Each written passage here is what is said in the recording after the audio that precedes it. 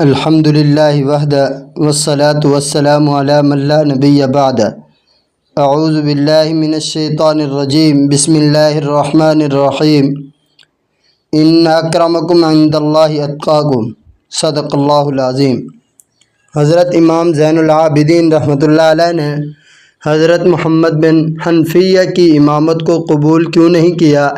ایک تحقیقی اور مدلل جائزہ۔ اہل بیت اطہار کے جلیل القدر فرد حضرت امام زین العابدین علی بن حسین رحمۃ اللہ علیہ اپنے زمانے کے امام اور ولی کامل تھے۔ ان کی شخصیت علم، حلم، عبادت اور تقوی کا ایسا نمونہ تھی جو رہتی دنیا تک مخلوق خدا کے لیے مشعل راہ ہے۔ ان کے چچا حضرت محمد بن حنفیہ رحمۃ اللہ علیہ حضرت علی المرتضیٰ رضی اللہ تعالیٰ عنہ کے دوسرے بیٹے تھے، جو حضرت فاطمۃ الزہرا رضی اللہ تعالیٰ عنہ کے بطن سے نہیں تھے۔ یہ مسئلہ تاریخ میں اس وقت پیدا ہوا جب بعض لوگوں نے حضرت محمد بن حنفیہ کی امامت کو امام زین العابدین سے افضل قرار دینا شروع کیا۔ اس مضمون میں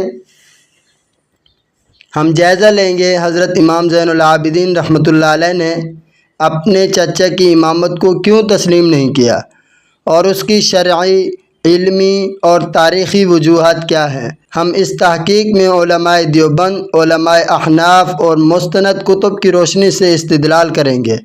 نمبر 1، امامت کا معیار حسب و نسب نہیں بلکہ علم اور تقوی ہے۔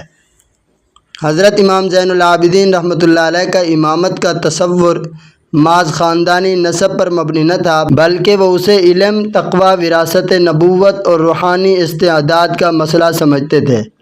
قرآن کریم کی روح سے ان اکرمکم عند اللہ اتقاکم، یعنی اللہ کے رب العزت کے نزدیک سب سے زیادہ عزت والا وہ ہے جو سب سے زیادہ متقی۔ علماء دیوبند اور احناف کی کتب میں بھی امامت کا اصول یہی بیان کیا گیا ہے۔ امامت کسی کی خیش یا نسب سے نہیں بلکہ خدا کی عطا سے ملتی ہے، جیسا کہ حضرت شاہ ولی اللہ رحمۃ اللہ علیہ اپنی کتاب حجت البالغہ میں امامت کے اصولوں پر تفصیل سے بحث کرتے ہیں۔ نمبر 2، حضرت محمد بن حنفیہ رحمۃ اللہ علیہ نے خود امام زین العابدین کی امامت تسلیم کی۔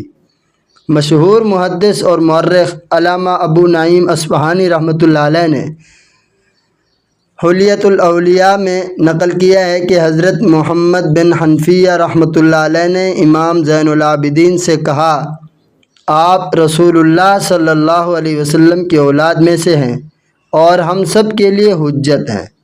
اسی طرح حضرت محمد بن حنفیہ نے بھی امام زین العابدین کے علم، تقوی، زہد کو دیکھ کر ان کی امامت کو تسلیم کر لیا۔ علماء دیوبند میں سے حضرت مولانا مناظر الحسن گیلانی رحمۃ اللہ علیہ اپنی کتاب سوانح قاسمی میں لکھتے ہیں، امام زین العابدین کا امتیاز نہ صرف نسب کی بنیاد پر تھا بلکہ ان کا علم اور تقوی بھی ان کو اس منصب کا اہل بناتا تھا۔ نمبر 3، حجر اسود والا واقعہ کہ حضرت محمد بن حنفیہ اور حضرت امام زین العابدین کے درمیان جب امامت کا اختلاف سامنے آیا تو دونوں بیت اللہ شریف کے پاس ہے۔ فیصلہ اس پر طے پایا کہ حجر اسود سے پوچھا جائے۔ امام زین العابدین نے حجر اسود سے خطاب کیا تو وہ بول اٹھا کہ یہ واجب الاطاعت امام ہے۔ یہ واقعہ علامہ شبلی نعمانی رحمۃ اللہ علیہ نے سیرت النعمان میں نقل کیا ہے اور علامہ ابن جوزی رحمۃ اللہ علیہ نے بھی تذکرۃ الخواص میں اس کی تصدیق کی ہے۔ نمبر 4، علماء احناف کی رائے۔ احناف کے مشہور اصولی امام ابو یوسف رحمۃ اللہ علیہ نے خلافت اور امامت کے اصول بیان کرتے ہوئے کہا کہ امام وہی ہو سکتا ہے جسے امت تسلیم کرے اور جو علم، عدل اور تقوی میں سب سے افضل ہو۔ اسی اصول پر حضرت امام زین العابدین رحمۃ اللہ علیہ کی امامت کو برتری حاصل تھی۔ حضرت مولانا انور شاہ کشمیری رحمۃ اللہ علیہ نے فیض الباری میں فرمایا زین العابدین وہ شخصیت ہیں جن پر اہل بیت کا علم ختم تھا۔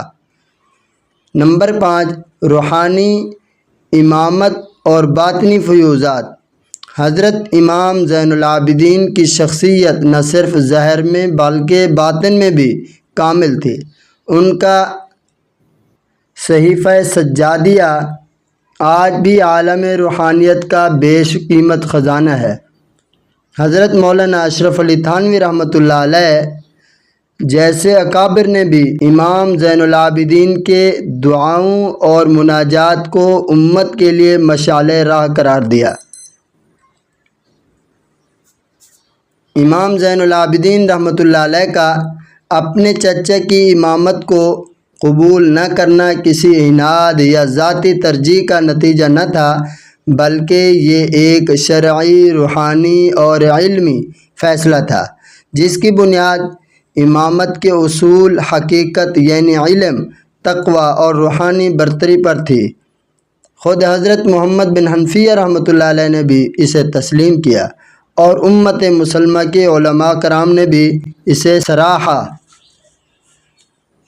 علماء احناف اور علماء دیوبند کی کتب اس بات پر متفق ہیں کہ امام زین العابدین کی امامت دین کی ایک عظیم خدمت اور روحانیت کا حقیقی مظہر تھی، اور انہوں نے جو راستہ چنا وہ اہل بیت کی تعلیمات کا اصل عکس تھا۔